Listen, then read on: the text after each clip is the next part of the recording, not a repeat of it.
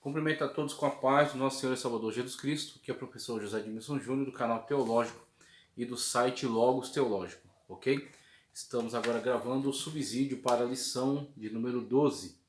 Lição de número 12, o caráter missionário da Igreja de Jerusalém. O caráter missionário da Igreja de Jerusalém. Então, que Deus abençoe grandemente sua vida, para que você tenha ótimos insights e assim possa estar trazendo uma contribuição importante para a Escola Bíblica Dominical, dia 21 de setembro de 2025, que será também Dia Nacional da Escola Dominical.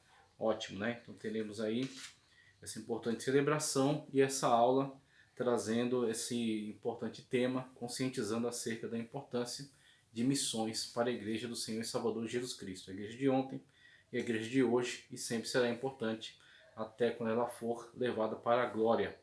O caráter missionário da Igreja de Jerusalém. Peço para que você curta o vídeo, compartilhe, inscreva-se no canal. 4.880 inscritos já, e peço também para que você acesse o link que estará na descrição, que te conduzirá ao site Logos Teológico. Lá você terá livros digitais disponíveis para aquisição sobre a Reforma Protestante, tem uma teologia sistemática, um curso de escatologia, tá certo? Um livro de história do pentecostalismo e da Assembleia de Deus. Você terá ali importantes materiais, também terá uma lista de livros. Tendo interesse em adquirir qualquer uma daquelas bíblias que estão ali disponíveis, é só me chamar no WhatsApp, ok? E na segunda página você tem um curso de teologia que está sendo disponibilizado.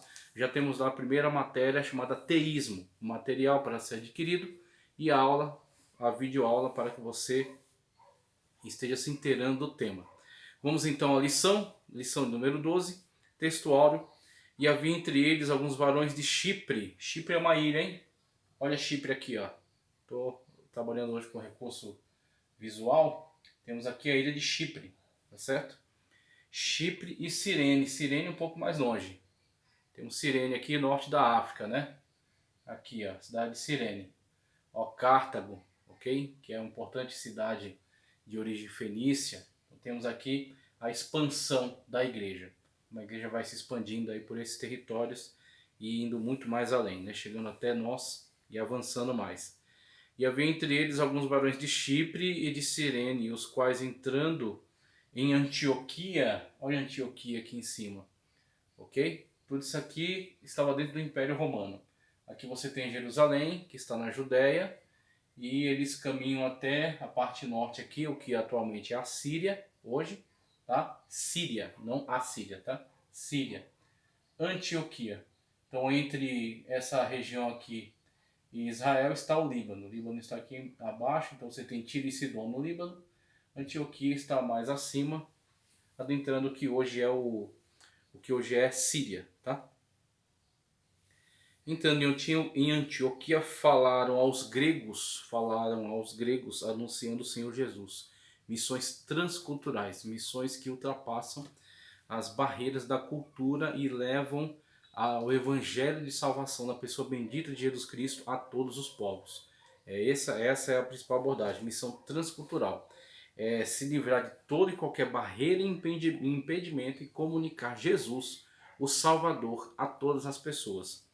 A verdade prática faz parte da missão da igreja, a evangelização de povos não alcançados. É sempre uma preocupação. E missionário não é só quem está lá, ok? Quem saiu do seu contexto, do seu meio social e se deslocou até um outro território desprovido de igrejas e de presença do evangelho e está ali trabalhando, levando a palavra de Deus, a palavra de salvação. Não é só ele que é missionário, não é só ela, não são só aquelas pessoas, aquela família. Eu sou missionário junto com eles. Eu simplesmente não estou na linha de frente. É como numa guerra, o exército é composto por diversos tipos de integrantes, sendo alguns da infantaria, estão na linha de frente de combate, e outros estão no suporte, tá certo? E aí estão fornecimento de alimentos, de armamento, diversos tipos de suportes técnicos, tecnológico, de estratégico. Então você tem diversos níveis e participações dentro de um exército que está todo comprometido com a vitória, que está todo envolvido na guerra. Assim nós somos integrantes do reino de Deus e estamos nessa batalha. Estamos todos envolvidos, fazemos parte do mesmo exército. Jesus Cristo é o general. Você tem uns que estão na linha de frente, estão na infantaria, mas você tem todo um conjunto de pessoas que estão dando suporte a essa infantaria. E que quando aqueles forem removidos, nós agora assumimos. Então você tem todo um envolvimento completo de todos aqueles em seus diferentes níveis de participação. Nós também estamos em missões. Atos 11, 19 ao 30. E os que foram dispersos pela perseguição que sucedeu por causa de Estevão, caminharam até a Fenícia, né, a região da Fenícia, tá certo? Chipre e Antioquia. Chipre e Antioquia. Não anunciando a ninguém a palavra, senão somente aos judeus. Então, no primeiro momento, eles se direcionaram para a comunidade dos judeus, tá certo? Estabeleceram contato com esses ao longo do caminho, saindo da Judéia, caminhando ao norte, indo fugindo da perseguição, caminhando por essas terras e compartilhando o evangelho. Num primeiro momento só os judeus, mas o Espírito Santo de Deus vai mudar essa estratégia, vai mudar esse direcionamento, porque o Espírito Santo de Deus, exercendo o comando que ele exerce sobre nós, nos leva a fazer aquilo que nós pensávamos que não poderíamos fazer. Assim também eles tinham uma limitação, uma trava que foi removida pelo Espírito Santo de Deus para que o evangelho fosse comunicado a todos e não somente aos judeus. O Espírito conhece a minha e a sua deficiência e ele trabalha conosco e ele capacita a nós e ele nos faz ir além daquilo que esperávamos ir. E havia entre eles alguns varões de Chipre e Cirene, conforme eu mostrei ali no mapa já, os quais entrando em Antioquia falaram aos gregos anunciando o Senhor Jesus. Muito bem. O Espírito levanta as pessoas certas na hora certa. Então muitas das vezes falta em mim, em você, alguma aptidão, alguma técnica, alguma estratégia. E o Espírito Santo de Deus levanta alguém e nos coloca ao lado desta. E através deste ou desta, ele empreende uma grande mudança. Ele empreende uma grande transformação de ação, de atitude. Assim também o Espírito Santo de Deus levantou estes varões, ok? Judeus falantes do grego, que estavam entre eles. E que o Espírito Santo de Deus encheu de ousadia, encheu de coragem. E eles não se contentaram em ficar apenas comunicando aos judeus. Eles, com um movimento de ousadia, entraram em Antioquia. Antioquia era nada mais nada menos do que a terceira maior metrópole do Império Romano, tá? Primeiro Roma, obviamente, a capital, né, de todo o Império. Depois Alexandria, era a mais importante, depois de Roma, ok? Depois vinha Antioquia, a terceira maior capital do Império Romano. E esses varões, movidos pela coragem, movidos pela bravura levantada pelo Espírito Santo, trazida pelo Espírito de Deus, adentraram a cidade e passaram a comunicar o evangelho aos falantes do grego, tá certo? Aos gentios, aos que não eram da circuncisão, aos que não eram desse pequeno grupo. E eles agora expandiram, tiraram isso daquele pequeno curral, daquela bolha, explodiram essa bolha e agora comunicaram o evangelho a toda criatura, passando a comunicar a estes e posteriormente avançou muito mais, levando o evangelho adiante, como nós observamos aqui nesse mapa. Aqui era o que é chamado as colunas de Hércules, né? Aquilo que se conhecia do mundo de então. Para além disso, eram terras desconhecidas. Então você tem aqui o evangelho espalhando-se por todo o mundo da época, o mundo conhecido da época, depois avançará para além, chegando até as tribos distantes e as ilhas, mas por causa de uma atitude, de uma ação que mudou toda a estratégia, que mudou todo o comportamento. Assim também o Espírito de Deus, ele usa a mim e a você para ter uma atitude que vai mudar todo um paradigma, que muitas das vezes estão presos ali dentro daquele paradigma, dentro daquelas limitações, e o Espírito Santo de Deus te dá ousadia, me dá ousadia para tomar uma nova atitude e mudar isso, e assim levantar uma nova forma de agir, uma nova forma de compartilhar o Evangelho, uma nova forma de ser sensível à voz do Espírito, ser direcionado por ele, e assim trazer um alargamento das fronteiras do reino de Deus. Trazer mais pessoas para dentro do reino de Deus. E a mão do Senhor era com eles. e grande número creu e se converteu ao Senhor. A mão do Senhor era com eles. Eles abriram a boca para falar, o Espírito Santo de Deus falou através deles. E o Espírito Santo de Deus usou a vida deles, operou maravilhas, operou curas, confirmou a pregação, falou diretamente ao coração daqueles que estavam ouvindo, quebrantou os corações e se renderam a Cristo Jesus como o único e suficiente Salvador e tiveram suas vidas transformadas. E chegou a fama dessas coisas aos ouvidos da igreja que estava em Jerusalém, ok? E enviaram Barnabé até Antioquia, alguém com grande referência, né, entre eles. Estamos falando aqui de simples irmãos que foram espalhados devido à perseguição, mas mesmo estes sendo simples irmãos, tinham Jesus na vida. Era um templo e morada do Espírito Santo. Deus não usa simplesmente as pessoas que têm palanque, as pessoas que têm microfone, as pessoas que estão à frente de grandes movimentos, grandes líderes de igreja. Ele usa quem ele quiser. Ele começa um importante movimento, uma importante transformação através de anônimos.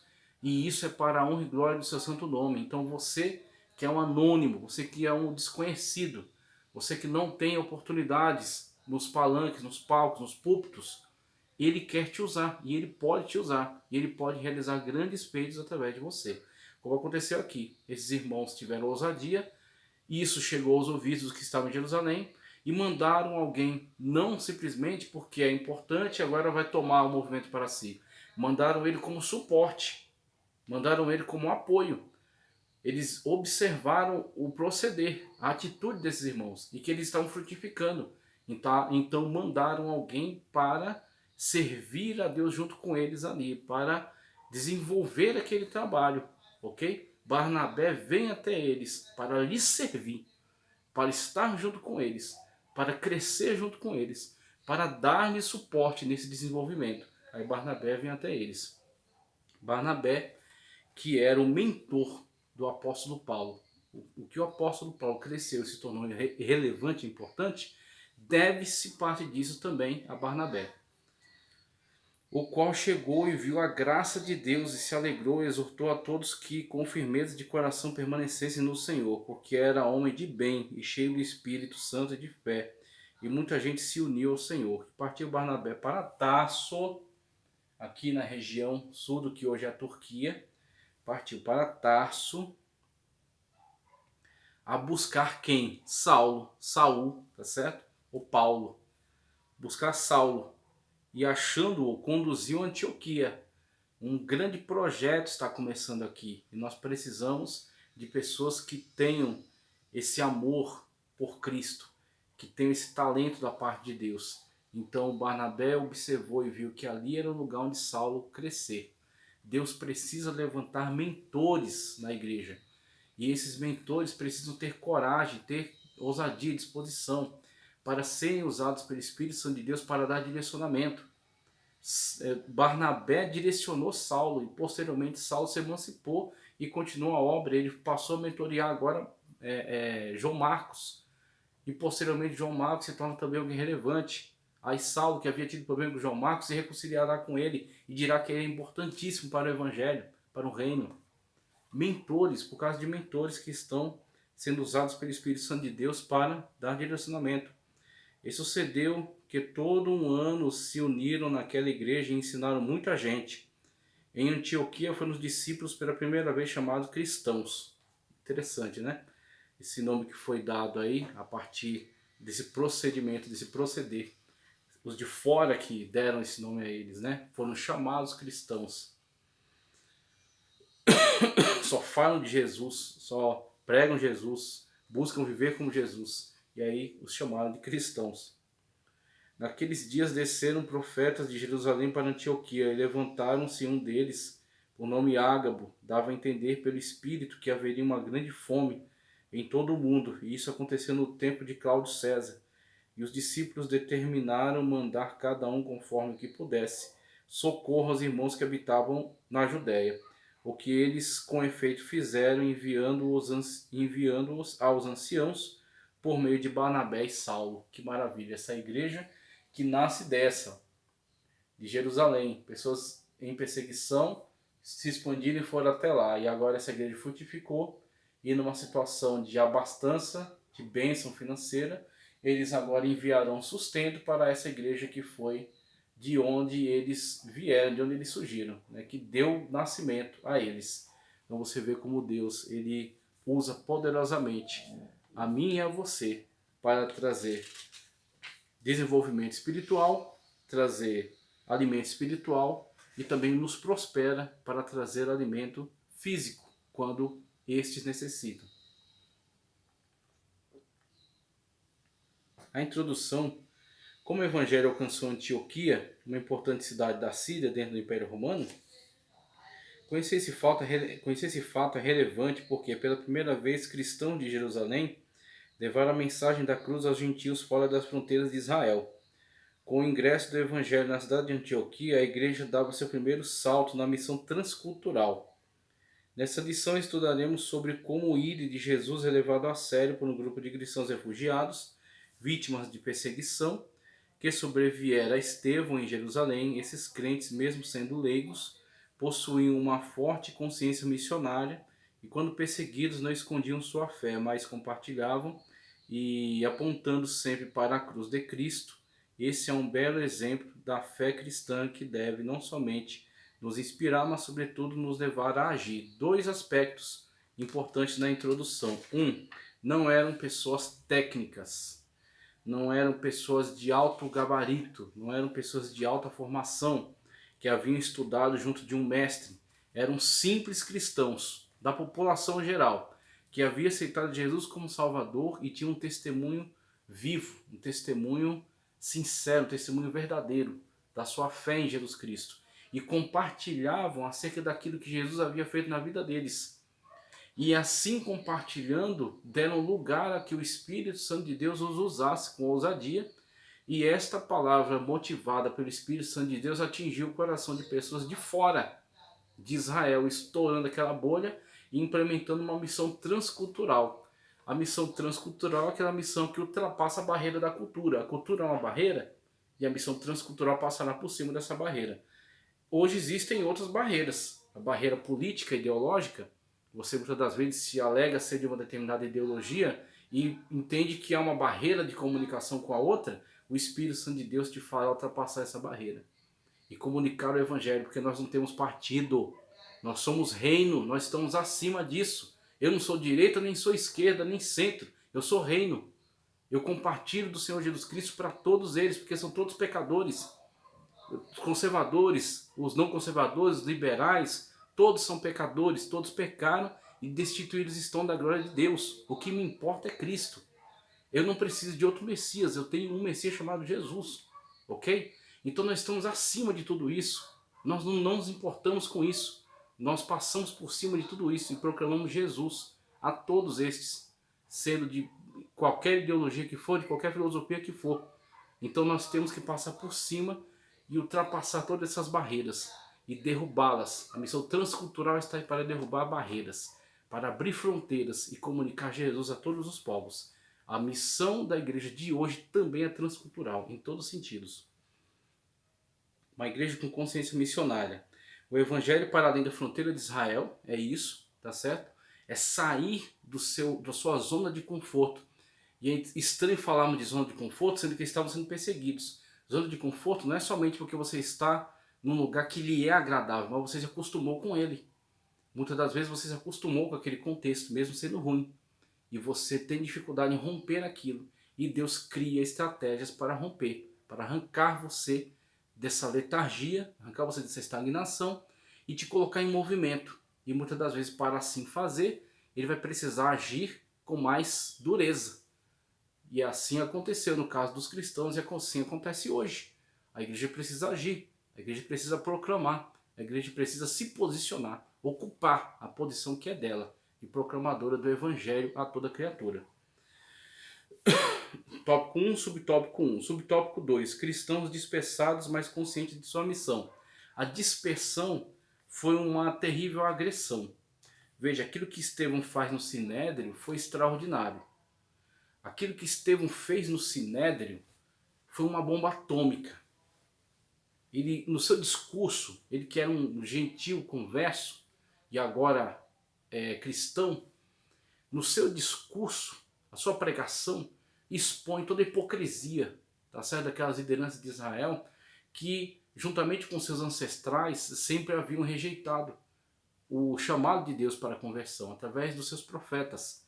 Sempre pisavam sobre a palavra de Deus, sempre desprezavam o chamado de Deus. E isso foi apontado, isso foi lançado em rosto deles. E eles não puderam mais suportar essa situação. Então isso trouxe um racha, um quebra. Não houve mais possibilidade de tolerância para com aquele grupo que estava ali. Então isso colocou toda a verdade à tona. E muitas das vezes é isso que Deus faz. Deus, através de uma determinada situação, quebra essa paz hipócrita, tá certo? Essa paz fingida, essa paz falsa, onde você começa a ter que tolerar pecado, tolerar corrupção, tolerar mentira, tolerar engano para poder sustentar uma paz falsa. E é onde Deus traz alguém que dinamita isso, que quebra isso. E foi o que Estevão fez. E isso vai irradiar sobre toda a igreja, trazer dor e sofrimento, mas por outro lado trazer também dinamização da obra, tá certo? Então os cristãos agora, diante desse quadro de sofrimento, se colocaram em ação. E essa ação evangelística vai levar o evangelho vai sair daqui, ó, dessa pequena bolha, e vai, ó, se espalhar. Por quê? Por causa dessa ação que Deus realizou partindo de Estevão naquele sinédrio, ok? E aí os cristãos expostos a essa movimentação quebrarão a barreira da cultura, vai arrebentar com essa barreira e agora estabelecerá a missão transcultural falando aos gregos, e assim isso não terá mais freio e vai adiante. Cristãos leigos mais capacitados. Então os cristãos, a atitude que eles tiveram diante da missão não foi murmurar ou lamentar, mas pregar, mas estabelecer uma posição de alguém que aceita seu momento de perseguição, mas não se inclina, não se dobra a ele. Permanece na posição e prega o evangelho, a tempo e fora de tempo. E a outra questão colocada no subtópico 3 é: eles eram leigos, eles eram simples cristãos. Não eram pessoas de alto gabarito intelectual, de alta formação, mas eram pessoas que tinham uma fé autêntica, uma fé viva. E isso era o suficiente para o Espírito Santo de Deus. Existem situações em que Deus vai te dar a pregação, a palavra. Existem situações em que você tem que buscar. Então, por exemplo, você está ministrando aulas de teologia. Você primeiro estuda, depois você fala, depois você ensina. Mas se você é levado para dar testemunho, como Jesus Cristo mesmo diz: não temais quando forem levados ao sinédrio, às sinagogas, aos palácios, ok? Porque naquela mesma hora o Senhor há de dar a você aquilo que você precisa falar. Porque o que você está falando diante de uma situação dessa, de pressão, não é teologia, não é filosofia, ok? O que você está falando é testemunho. Você está testificando acerca de Jesus como Salvador. E para assim fazê-lo, você não precisa de uma formação técnica. Você precisa ter Jesus na sua vida. Você tem a palavra de Deus, eles ouviam os apóstolos, então eles tinham a palavra de Deus dentro do coração, e eles tinham uma fé autêntica, uma fé viva. Então quando eles abriam a boca para falar, eles falavam acerca do que eles viviam, da comunhão que eles tinham com Cristo, da obra salvífica que foi operada na vida deles, de quem Jesus era para eles, o vivo, o ressurreto. Não um Jesus teórico, não um Jesus da teologia, não um Jesus da história, um Jesus vivo e real que convive com eles. É desse Jesus que eles estão falando e é esse Jesus que os povos precisam. Uma igreja com visão transcultural, cultura grega e helênica. A Bíblia nos conta que alguns cristãos que tinham sido espalhados pelo mundo chegaram a Antioquia e falaram aos gregos. Essa expressão falar aos gregos é muito importante. De acordo com estudiosos, ele explica que esse foi o primeiro momento em que os cristãos judeus falaram de Jesus para pessoas que não eram judias. Essa foi a ousadia. Esse foi o salto, tá certo? Porque até agora, numa situação de perseguição, eles estavam se comunicando com os seus da sua mesma etnia, que era mais confortável a eles falar com estes, né? Só que o Espírito Santo de Deus levantou homens de Chipre, judeus falantes do grego, de Chipre e de Cirene, e colocou no coração deles o desejo de estourar essa bolha, de avançar acima dessa barreira e se comunicaram com os gentios. E os gentios agora, uma vez eles tomando posição, sendo usados pelo Espírito, e o Espírito Santo de Deus interagindo com eles, porque é o Espírito que convence do pecado, da justiça e do juízo, estes deram ouvido ao Evangelho e aceitaram Jesus como seu Salvador. Pronto, a missão transcultural está estabelecida. Agora não terá barreiras étnicas. Assim também o Espírito de Deus nos leva hoje a quebrar barreiras. Qual é a barreira? Ele vai quebrar. A barreira é porque não é, é porque é de uma outra classe social. Eu sou pobre, ele é rico, eu sou rico, ele é pobre. Ou é de uma barreira ideológica, política, ou é de uma barreira qualquer, não importa, ele vai quebrar. Ele vai te usar e vai quebrar essa barreira. Contextualizando a mensagem, podemos ver aqui um exemplo de como os primeiros cristãos adaptavam a mensagem ao contexto em que estavam. Lucas conta que eles anunciavam o evangelho do Senhor Jesus. O texto é curto e direto, mas esses cristãos estavam pregando para pessoas que não eram judias. Então, todo aquele contexto da história judaica não era relevante para eles, não fazia nenhum sentido. Todo aquele contexto da história do judaísmo, tá certo? Dos profetas e tudo mais. Mas uma coisa é universal. Uma coisa é universal. Jesus Cristo é para todos. Jesus Cristo alcança todos. Jesus Cristo salva todos. A todo aquele que crê. Então eles falavam de Jesus, acerca daquele que salva, acerca daquele que vive, que foi ressuscitado. Morreu, mas ressuscitou, tá certo? E está vivo entre nós. E pode curar, pode salvar, pode libertar, pode operar maravilhas, pode nos resgatar. Aquele que crê viverá isso, aquele que crê saberá. Então eles pregavam acerca de Jesus, eles adaptaram a mensagem no sentido de não despejar sobre eles cultura judaica, mas eles comunicavam a eles Jesus.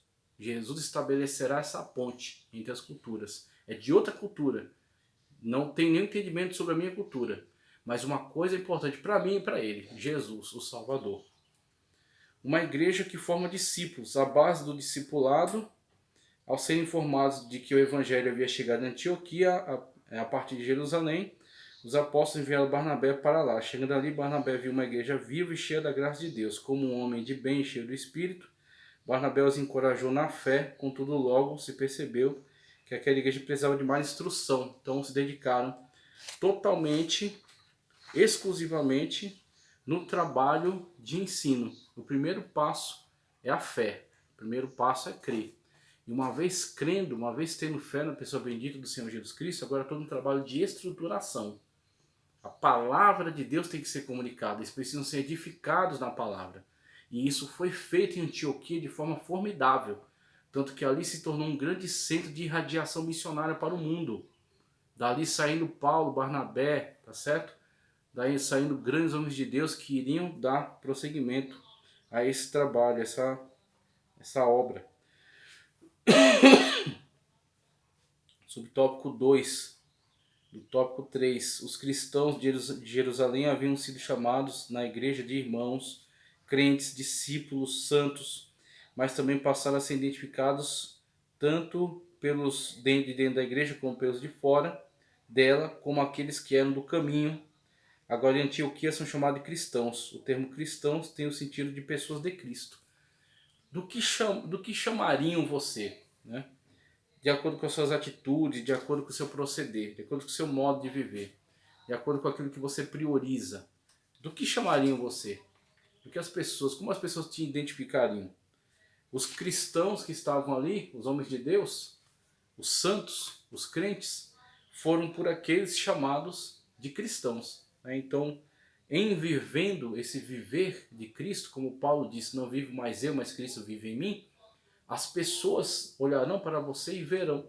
Então é isso que fica muito claro aqui nessa mensagem, nesse estudo que está sendo desenvolvido.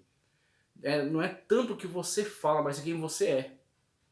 Você fala, o que você fala é importante, mas é muito mais o que você é. Eles olhavam para aqueles e viam uma correlação direta com a sua pregação. A sua pregação era testificada pela sua ação, o seu testemunho. E se eles pregavam de Cristo, A sua ação testificava com a sua pregação, então eles eram cristãos. A sua ação foi confirmatória da sua pregação, da sua mensagem. A identidade cristã, o que realmente define um cristão, não é apenas um nome, um rótulo, mas sim sua vida, sua fé e suas atitudes.